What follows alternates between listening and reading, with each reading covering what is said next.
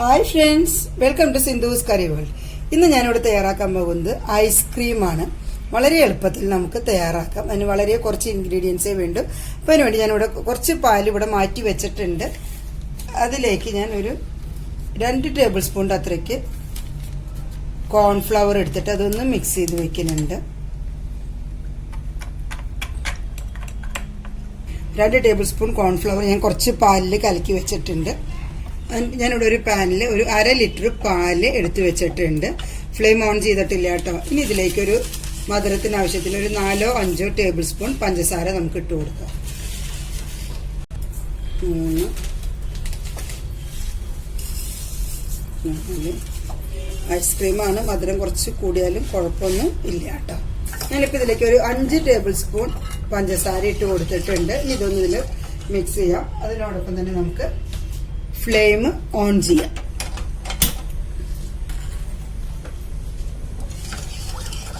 ഈ പഞ്ചസാര ഇതിലൊന്ന് അലിഞ്ഞു കഴിയുമ്പോൾ, തിളയ്ക്കാനൊന്നും നിൽക്കണ്ട, ഒന്ന് അലിഞ്ഞു കഴിഞ്ഞു കഴിഞ്ഞാൽ നമ്മൾ നേരത്തെ എടുത്തു വെച്ചിരിക്കുന്ന കോൺഫ്ലവറിന്റെ മിക്സ് ഇതിലേക്ക് ഒഴിക്കാം.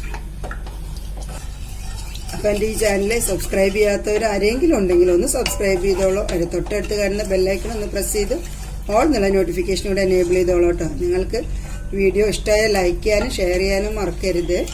വീഡിയോ ഫുള്ളായിട്ട് കണ്ടോളൂ. നിങ്ങളുടെ സപ്പോർട്ട് ഞാൻ പ്രതീക്ഷിക്കുന്നുണ്ട് കേട്ടോ.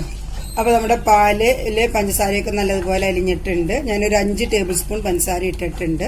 ഇനി ഇതിലേക്ക് നമ്മൾ കോൺഫ്ലവർ കലക്കി വെച്ചത് ആ മിക്സ് ഇതിലേക്ക് ഒഴിച്ചു കൊടുക്കാം. ഇനി ഇത് നല്ലതുപോലെ തിളച്ച് ഒന്ന് കുറുകി വരണം. എന്നിട്ട് പിന്നെ നമുക്ക് അടുത്ത ഇൻഗ്രീഡിയൻസ് ചേർക്കാം. അപ്പൊ ഇത് ആവശ്യത്തിന് കുറുകിയിട്ടുണ്ട്. ഇപ്പൊ നമുക്കിനി ഇത് ഫ്ലെയിം ഓഫ് ചെയ്തിട്ട് തണുക്കാനായിട്ട് വെക്കാം കേട്ടോ. അപ്പൊ ഞാൻ ഇതിലേക്ക് മിക്സിയുടെ ഒരു ജാർ എടുത്തിട്ട് അതിലേക്ക് 1 കപ്പ് ഫ്രഷ് ക്രീം ഒഴിച്ചിട്ടുണ്ട്. നമുക്ക് ആവശ്യത്തിന് ഇപ്പോൾ 1 കപ്പ്, മിനിമം 1 കപ്പെങ്കിലും വേണം. എന്നാൽ 2 കപ്പ് വരെ ആവും. ഫ്രഷ് ക്രീം വേണമെങ്കിൽ റെഡിമെയ്ഡ് ആയിട്ട് നമുക്ക് മേടിക്കാം. അതല്ലെങ്കിൽ വീട്ടിൽ പാലുകൊണ്ട് പാട മാറ്റി എടുക്കാം.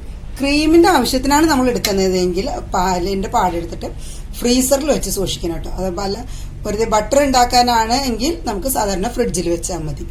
അപ്പോൾ ഇനി ഇതിലേക്ക് ഞാൻ 1 ടേബിൾ സ്പൂണിൻ്റെ അത്രയ്ക്കും വാനില എസൻസ് ഒഴിച്ചു കൊടുക്കുന്നുണ്ട്.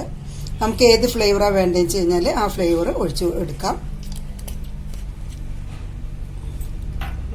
ഇനി നമ്മൾ നേരത്തെ തയ്യാറാക്കി വെച്ചിരിക്കുന്ന ആ പാലിന്റെ മിക്സ് അത് ഇതിലേക്ക് ഇട്ട് കൊടുക്കാം.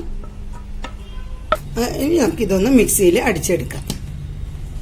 ഇതൊരു 2 മിനിറ്റ് 2 പ്രാവശ്യമായിട്ട്, ആദ്യം 1 മിനിറ്റ് പിന്നെ 1 മിനിറ്റ്, അങ്ങനെ 2 പ്രാവശ്യമായിട്ട് മിക്സിയിൽ അടിച്ചെടുക്കുക. ഇനി നമുക്കിതൊരു ഒരു ബൗളിലേക്ക് ഇതിനെ സെറ്റ് ചെയ്യാനായിട്ട് വെക്കാം.